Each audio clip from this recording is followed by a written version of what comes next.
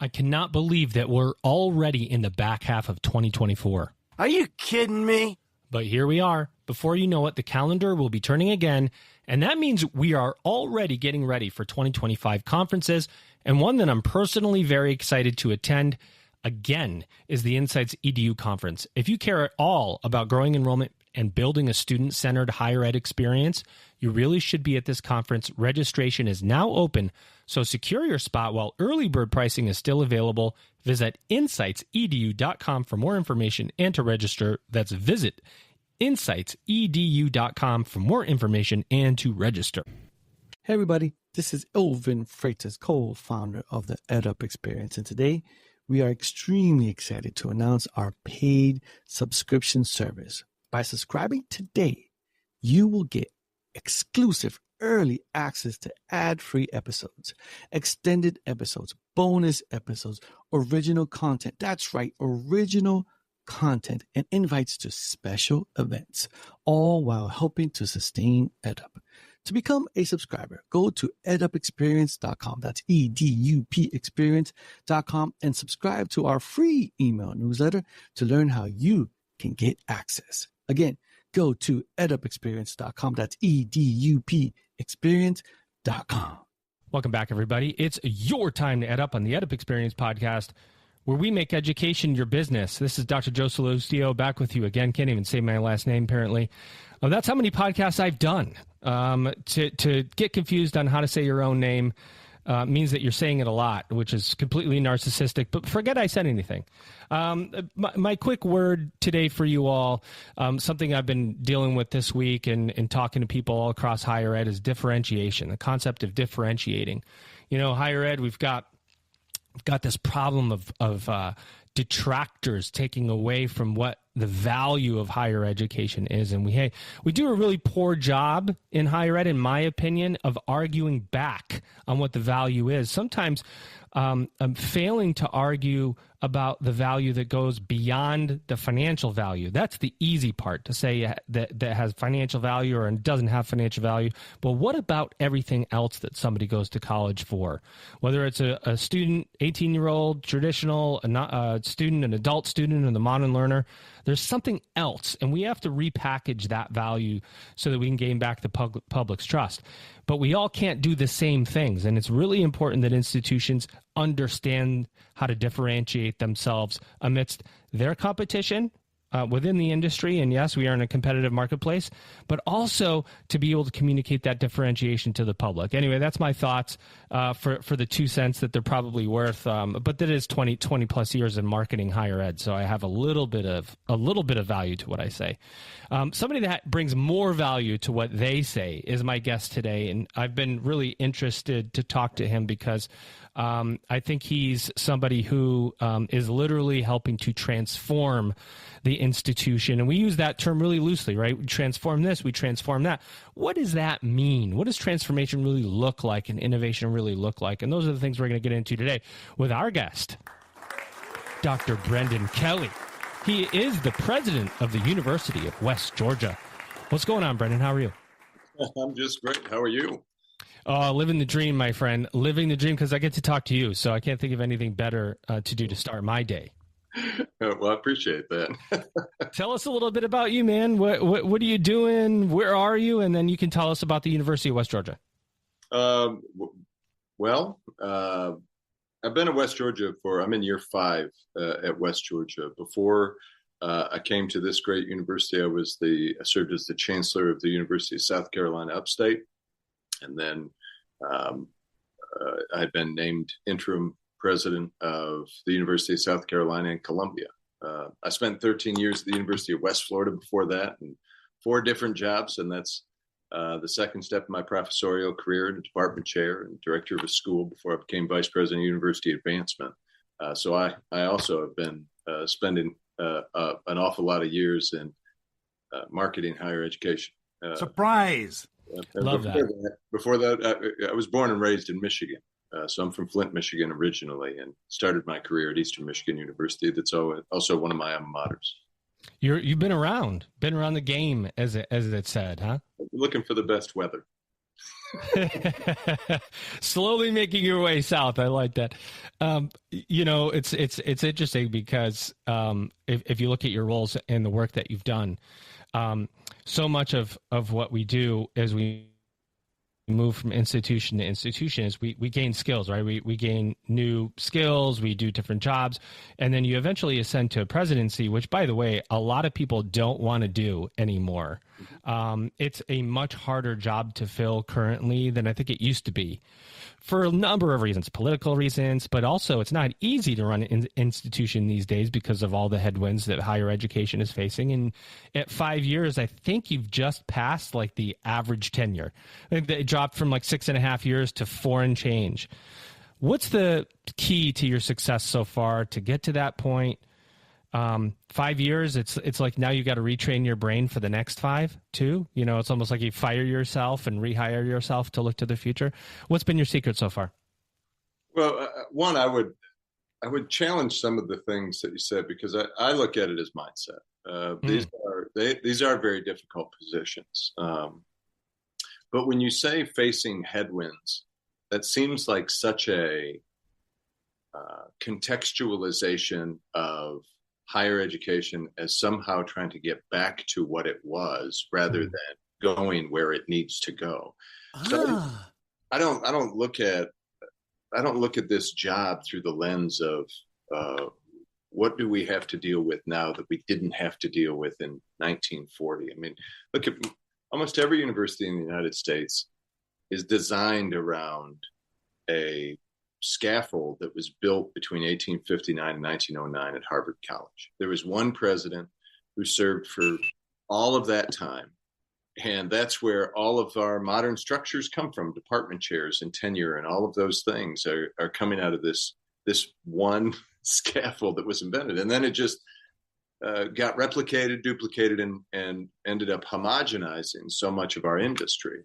Yep. Well, when we talk about presidencies being hard, you sign up for a very complex job with a very complex set of constituents. Yep. I think that's what makes it interesting and not hard. I also believe strongly that a higher education environment should be one about performance and accountability. And if you believe that, then criticism from constituent audiences that are not living up to their charge, which is often why presidents report the job being hard, becomes less important. And it's much more important for us to get to the outcomes that the communities that we're in service to, and most importantly, the students we're in service to, need us to get to.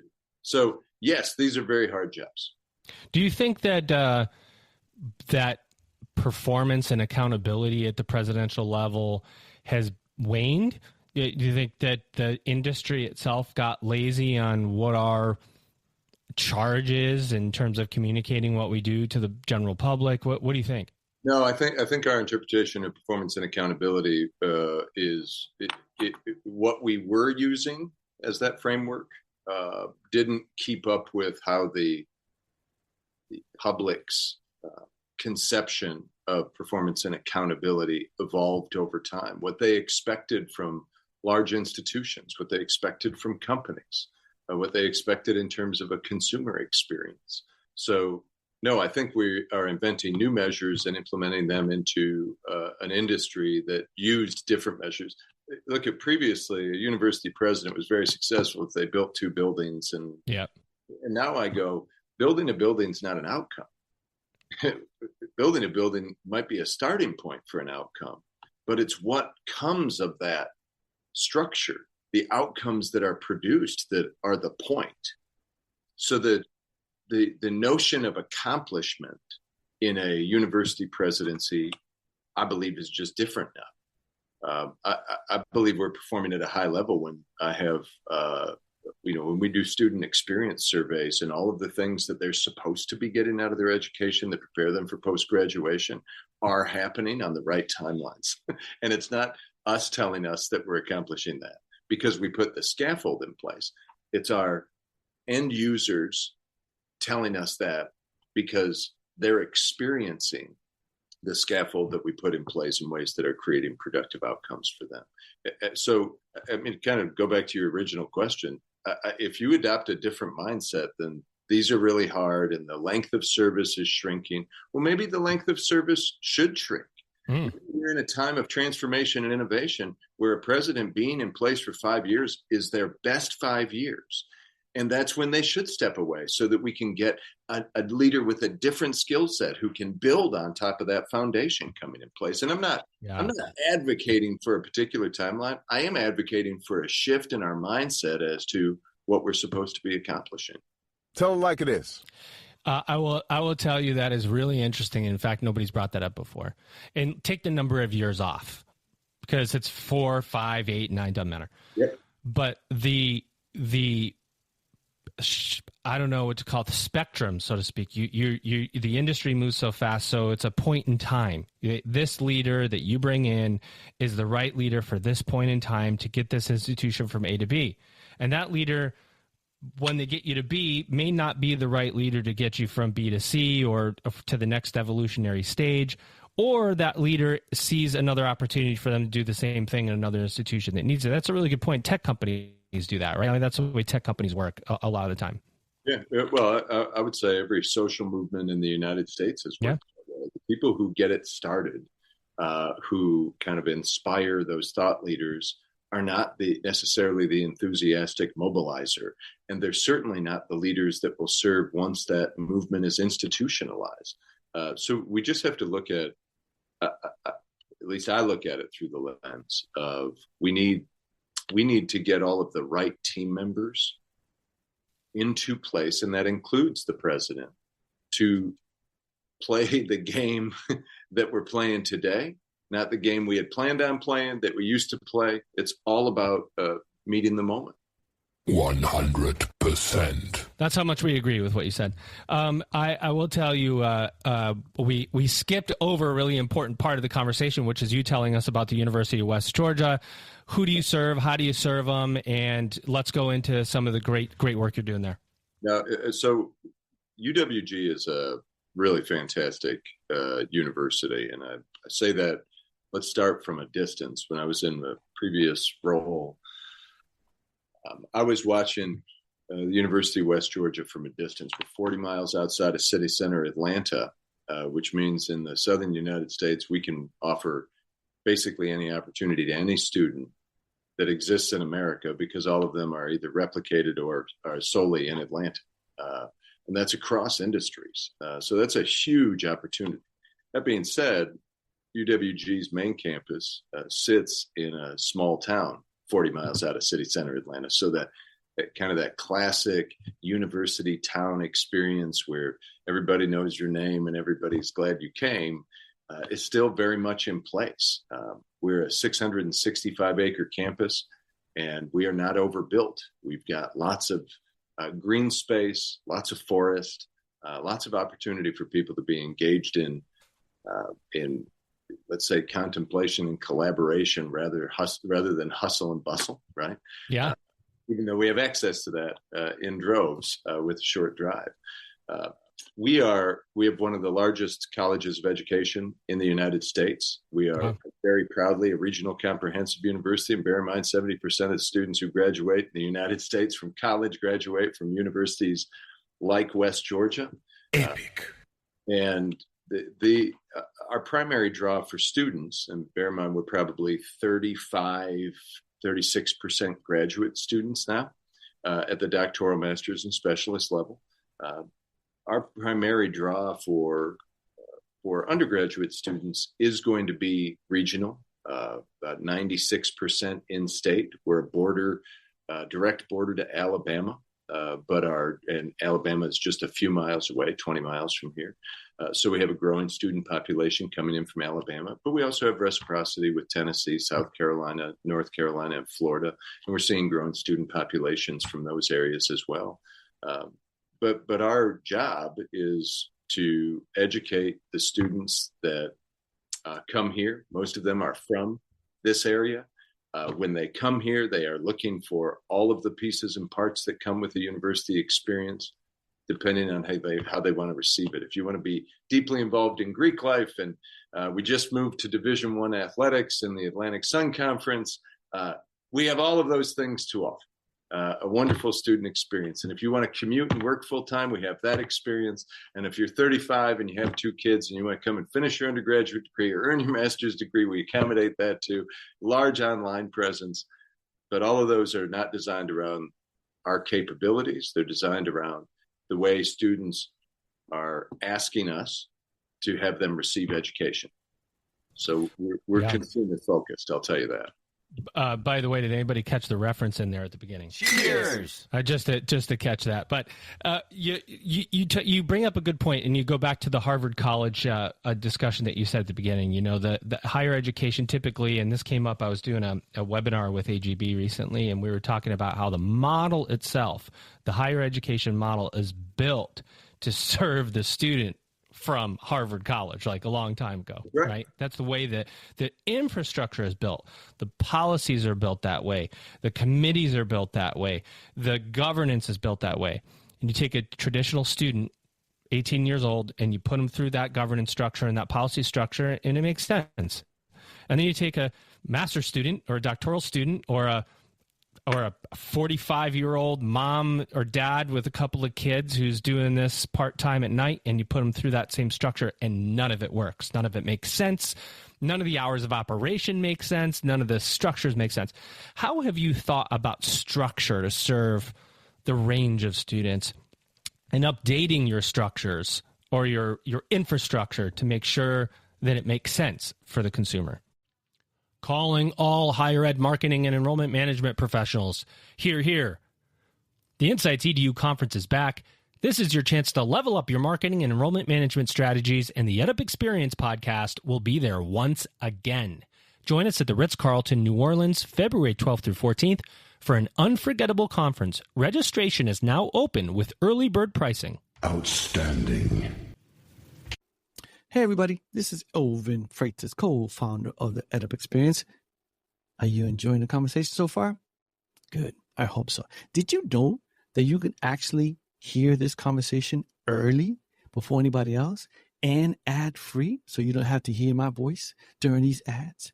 And did you also know that you could get extended episodes, bonus episodes, original content? That's right, original content and invites to special events, all while helping to sustain EdUp?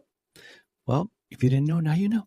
So go to edupexperience.com, that's EDUP experience.com, and become a subscriber today. First, you got to sign up to our free email newsletter, and then you'll find out how to become a subscriber. Again, go to edupexperience.com. Well, that's exactly where we started. The first major project we worked on when I got here was the Momentum Center. And that's all based on the service model, because you're 100% right. The hours of operation are based around when we want to work and not when people need to receive service. The way in which we offer it, I want you to imagine you go and solve a problem, and this is why we took on this project. I have a problem with a bill. So I go over and I talk to, go into the office that I think I'm supposed to go into, and Colton Campbell, who's sitting next to me, he's there. He goes, and Colton's a really kind, great leader for the university. And he wants to do the best thing he can for students, but he is the AVP over our university communication. So he goes, oh, you know what? I am not the person, but I'm gonna help you. I'm gonna help you because that's the type of person I am. I work at the university, and I'm gonna help you. Where you need to go is over to that building, and you need to talk to Leanne. Are you kidding me? So then that student walks over to that building. They didn't understand quite which building he was talking about because he pointed at it instead of, walking them over. So they walk in and they ask for Leanne, but they're not in the right building, and nobody knows who Leanne is. So he talks to somebody else, and they go, oh, and they're really kind too. So, hey, you know what, you need to go. You actually need to go to that building because Leanne's in that building. Well, then he goes, let's start the insanity. Leanne's at lunch, and he doesn't have an opportunity to talk to Leanne. Well, by this point, he's frustrated, and now he goes home discouraged, and he might not get his problem solved in time. And that because his problem is one that has to do with his bill, he might be removed from the classes that he signed up for because we failed to solve his problem for him. Yeah, and maybe you even create a retention problem at this point. You're absolutely creating a retention problem. So here's the philosophy that problem I just described to you is the exact problem that I shared across the university when I first got here. So we opened something called the Momentum Center. It is a circular building in the center of campus. It can be accessed virtually or in person, whatever's comfortable for you. And it doesn't matter what your issue is.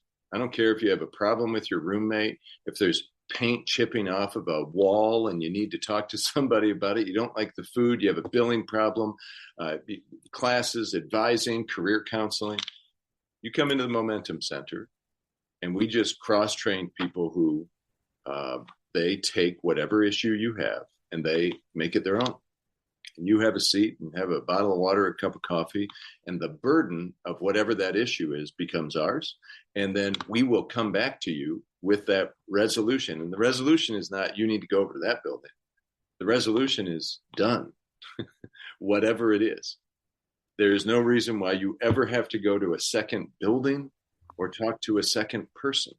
And all I just described to you was the exact experience you would have if you walked into a Verizon store. Oh, yeah. It's, by the way, it's what Amazon gives you. Yes. Without you even knowing it. So why wouldn't we adopt those same exact business principles on service delivery? For us, it was, well, let's throw out the way in which we're delivering service now, because we know that it's not working for everybody. And our job is to affect as many people with higher education opportunities as possible. And we don't have to build one scaffold for delivery. We could build 40. It's 40 different entrance doors. Now, if I have it my way, it's one entrance door and you just happen to experience exactly what you need on the other side. But we have the opportunity to just adapt completely. And that's what we've done at West Georgia. We said every single thing that we do is in service to creating a first choice experience for students. First choice being them choosing us. We're not successful if they don't choose us, and that solves your retention problem. Because then you don't look at enrollment numbers. You look at how many people have chosen to come here and persisted through graduation. Because that, from my vantage point, is the coin of the realm. Amazing.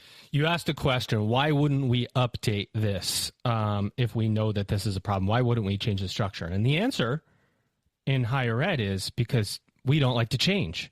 And it takes a concerted effort with great vision. I think buy-in at the very highest level to create the change in higher education. And most institutions fail. If you look by and large across the industry, there are institutions that try things.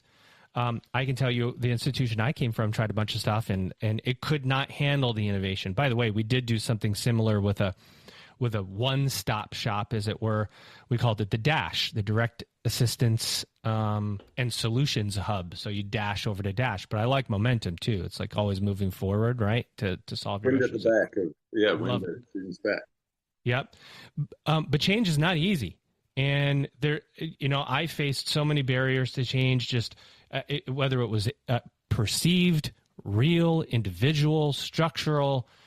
How did you pull it off? Because just putting in a momentum center, you just think about all the things. A change of hours, even for people, is a hard one. Yeah. Well, I was not hired to be class president, so I think mindset is where you start. I like this mindset theme that you keep going to. Well, when we changed hours, we said, one, there are plenty of people who don't want to start work at 8 and end at 5. There are plenty of people who go, if you gave them the opportunity to come in at 11 and leave at 7 or 8, they would love it, because that's where their circadian rhythms really get lit up. So we just moved to a model where we said we're going to be open longer. Why weren't we open? Why is the library closed at certain hours? Well, nobody uses it after that. Well, how do you? Because that's what we've always done. Exactly. So we went, all right, well, we're just going to challenge all of those things.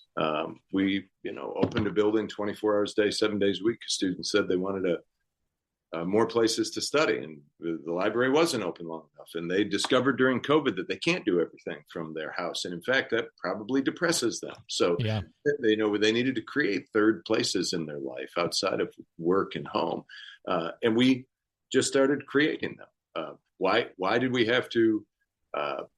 You can have a building open 24 hours a day in Carrollton, Georgia.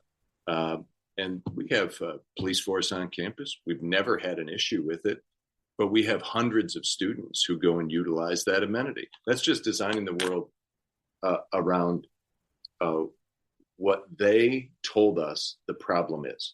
So instead of us saying, here's what we have to deliver to you, we said, we started looking at behaviors and needs, and then we reshape things. So let's say you're right.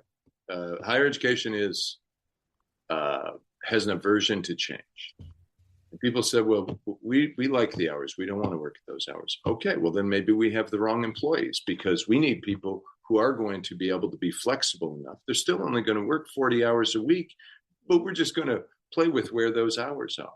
And if somebody said, well, I don't like it that way, that's okay. The University of West Georgia is trying to serve those students. We're not designing the university around the people who work here. Just like any other successful institution in the United States, we have to do it around those that we're in service to. So we just adapted.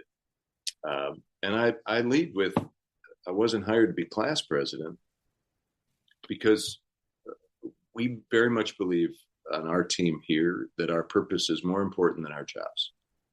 And we don't say that because we want to have ill effects on our families and the like. We want to make certain that we're shaping our work around what we're supposed to be accomplished instead of our own comfort.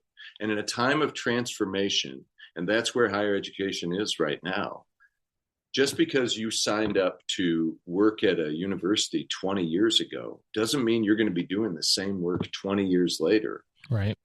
We are the ones who have to learn and change and adapt the model. So we just held hands, picked our target, and nobody blinked. I'll tell you, it doesn't mean that everybody who was on the train on day one is still on the train. Because some of them decided to get off the train. Yep. But you had to commit to being an institution where if you're on the train, you're committed to the service model. You're committed to a dynamic environment. You're committed to the fact that our processes, procedures, policies are going to change. Because as we learn about a better solution, we're going to run after the better solution. We're not just going to, we use this phrase. We say, let's judge each other on our best ideas and not our worst ones. Because if that's the case, then any of our team members are able to throw a crazy, disruptive idea on the table. Now, it might not get implemented. Yep. But there's also no cost to them that is negative. All it is we got to explore every single option. And sometimes crazy was the best idea in the room, and that's exactly what we implemented. I was so grateful to have great thought partners around. Because my job wasn't to have the best idea in the room. My job was to make sure I identified the best idea in the room. Or inspire the crazy ideas that become the best ideas, right? Yeah. I like your style, dude. I will tell you that this is just a fascinating conversation, because I find this is a very common conversation. However, it's not always executed upon. And you talk about transformation. And I go back to my comment about headwinds. There's so many things that are affecting enrollment right now. The value of a college degree, enrollment cliff, some college no credential, blah, blah, blah, blah, blah, blah, blah. What's on your mind? Tell me what you're thinking about. Yeah, so I'll tell you, anytime somebody says enrollment's a problem, I say, you don't understand the problem you're trying to solve. Tell me more about this. Enrollment is only a problem if you think that whatever you used to have is the goal. It's not. We have a product problem. Oh my gosh. We're going to do so many podcasts together. You have no idea. Go ahead. That's all we talk about here. It's how are people experiencing it? I'll give you a perfect example. we have made a huge shift to applied and experiential learning. Right? You can't become a nurse or a teacher without going through heavy clinical experiences. So why is it that you should be able to get any other degree without going through heavy clinical experiences? So we started talking about criminology, and we had a lot of students who said, "I want to be in the FBI. I want to be in the Secret Service. I want to be a federal marshal." Okay, why? Well, you ever been in law enforcement? No, but I watched a show. We go, okay. Oh yeah. All right, but this is fantastic. If that's your ambition and you're really excited about it, then let's look at what we're offering you and how that connects the dots to that ambition. Even though we already know, I just tested it, the student's ambition is perhaps rooted in some false assumptions. That's fine. This is a place to learn. It's not a place to tell everybody how much you know. So we started looking at our criminology degree, and we discovered some things. One, our internship credit was 3 hours. Now, I want you to think, if you're receiving federal financial aid of any sort, you have to be a full-time student. So if I have 3 hours for an internship, I've still got 3 other classes at minimum that I have to be taking while I'm supposed to be off in some high-level internship. Hopefully it's a full-time internship, right? Yikes. And if it's a full-time internship and I have to take 3 other courses, then now I can only take an internship during the summer. So 8 or 9 months a year are now wasted for experiential learning because I have it in this small segment. Well, we talked that through, and we just kept pushing on assumptions. And I don't mean us as executive leaders. I mean our whole team. And then the faculty came back and said, I think we got this wrong. They're the ones who said, we need to offer 15 hours worth of internship credit, which you can take in a block. Now that would set students in a position where they could go and take all kinds of internships and experiential learning. And then that gave birth to, well, if you're in criminology, why aren't we offering the richest internship you could possibly get? Why don't we have a police academy? Why can't you become a certified peace officer in the state of Georgia as your internship? That's 408 hours worth of training. So we went to the state and said, hey, can we have a police academy on campus? And they went, no, that's not the way it works. Well, after a little bit of discussion, they went, you know what? Actually, this might be the new model. All agencies are looking for talent. And we know the research always says baccalaureate trained officers get better results. So we offered what we call the elite program. And you had criminology students coming in. We ran it over the first one last summer. And at the end of that program, you had University of West Georgia students, many of them at the end of their academic career, who completed their last 15 credits and got certified by the state. They were getting positions in agencies all over this region the day they graduate. And I will tell you, I believe in that program in part because one of my children, who is a University of West Georgia student, called me the day before the application deadline.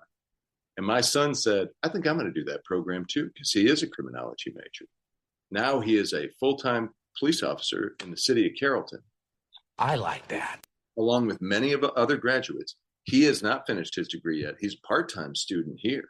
But he is actually in a better position to be a successful student, because for him, the draw to go out and work full-time and be part of that and learn along the way is reshaping how he's receiving his education. And our narrative for the longest time has been, you have to complete this piece before you can get to that piece. And I go, no.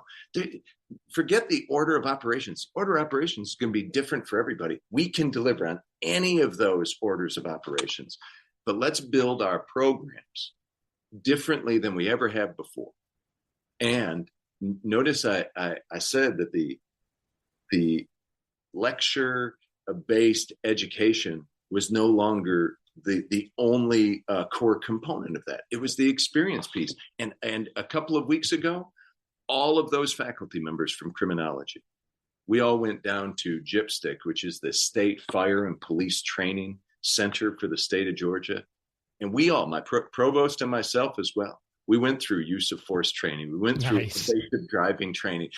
We went down and learned those those skills and said, okay, so now we're reshaping our own perception of how we are supposed to be encountering students by making certain that we're updating our own skills and knowledge along the way. What I like about what you're saying too is when you start to think that way, it forces you or gives you the catalyst that you need to change policies. So when you go out and you do certified peace officer, then you're looking at prior learning assessment or a credit for prior learning, and you're building it. Now you've got to change your policy. And now you go, well, wait a minute. What about these other credentials in these other areas? What if we build those into the degree? And you start having degrees that have blocks of 15 credits, and each 15 credits gives you some kind of certification. So if you have an in and out, your student has something to go make money so that they're more likely to come back. You're so right. When you said we have a product problem, I can't harp on that enough. What I see is institutions taking what they have, saying that no one's buying it. Like no one's buying this. We need to put more money behind it and market it more so that we could tell more people that it's not a viable product and they're not going to buy it anyway, right? I mean, they're just going to have more people that don't buy it. Or they put money in other areas instead of updating the product. Like we need to communicate to more students. We need to do this. We need to do that. And you go, well, if you have a product that won't sell, it's never going to sell. So you're just perpetuating the eventual closure of a program by not updating it. But updating it is hard. You have to dissipate the control around who updates it, who touches it, who controls it, and so you've got to bring a lot of people along. But if you don't challenge the fact that you have a relevance problem with your product, you're never going to see that growth. And there are three priorities that undergird our strategic plan: relevance, competitiveness, and placemaking. And relevance was the first question that we asked. And relevance changes over time. Yes. What is relevant to you when you're 20 is different than when you're 40 and 60, right? So let's accept that there are natural, kind of human dimensions that are going to evolve, and we should be evolving too.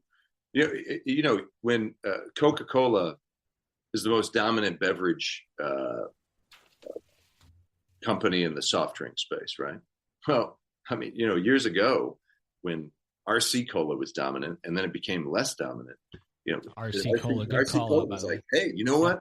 People aren't drinking RC Cola enough. They don't understand it well enough. That's not true. It was just something better being offered. Yep. So they migrated to it. And we want to make sure that we always have people migrating toward us, because we're offering them both the delivery system, but also the eventual product that creates value proposition. The critics of higher education, I put them in two categories. There's the less informed critics who's just kind of wholesale and it's a political move, and that's fine. There are critics of all kinds of things like that. And then there are critics who actually talk about where we are coming up short, and they're asking us both politely and with the end in mind for the public good to evolve. And I think we should listen to those. Let's bear in mind that both of those critic populations still send their kids to universities to be absolutely right. So that all we have to do is look at the consumer behavior. They're still sending their kids. So let's accept that we're in really important work, but they're also sending their kids with a little reluctance because we have to adapt. Well, I like to listen to that. When I use this example frequently with our employees, because we are chasing first choice. I say, look at it. I've been married to Tressa Kelly for 27 years, but every day when I wake up, we're going to choose to love each other again, which means I'm going to have to go and engage in the behaviors and the communication behaviors, physical behaviors that are going to steer her to choose me again today and then tomorrow. And she's a high standard person. So this is not an easy task. Tomorrow, I'm going to have to start over. I'm going to have to do it all again. And if I'm not up for that, then, I'm not the right guy. And if we're not up to using that sense of urgency in serving students every day, if you lose that fire in the belly, you're not the right guy anymore. It's time to go do something else, because we need people who chase urgency in the service model, urgency and innovation every day. That's a fact. That's a fact. Well, I love this conversation, and I'm happy that you'd like to come back for a little mini segment for our subscribers. I do want to give you the last word, though, for this episode. Brendan, anything else you want to say about the University of West Georgia that we hadn't covered? This when you talk about a connected community, one where when we walk across campus, everybody says hello. Not because they're obligated and not because it's a tradition, but because that is the ethos of the place. That is us living out what we are trying to be, a community where you feel like there's always the wind at your back. That is this place. And I'm really proud of the work that we've done here. Well, there you have it, everybody. He is going to be a legend if he isn't already in this industry. He's Dr. Brendan Kelly, president of the University of West Georgia. Brendan, thanks for being with us, and I'm going to have you back in just a second. Ladies and gentlemen, you've just ed-upped. Higher education is evolving, and if you're in marketing and enrollment management, then you need to be at the Insights EDU conference. That's a fact. That's a fact. Insights EDU 2025 is happening February 12 through 14 in New Orleans, Louisiana. This is your chance to explore the latest trends in higher education and discover new and innovative strategies to level up your program marketing and enrollment. Hear from some of the best speakers in the industry, from companies like Google, LinkedIn, Adobe, and more. Registration is now open, so secure your spot while early bird pricing is still available. Hey, everybody. This is Elvin Freitas, co-founder of the EdUp Experience. Did you enjoy that conversation? I hope you did. Did you know that you can actually hear this conversation early on and ad-free? And you can also hear extended episodes, bonus episodes, original content. That's right, original content, and invites to special events, all while helping to sustain EdUp. Did you know that? Well, if you didn't know, now you know. To become a subscriber, go to edupexperience.com. That's EDUP experience.com to subscribe to our free email newsletter to learn how you can get access. Again, that's edupexperience.com. That's EDUP experience.com.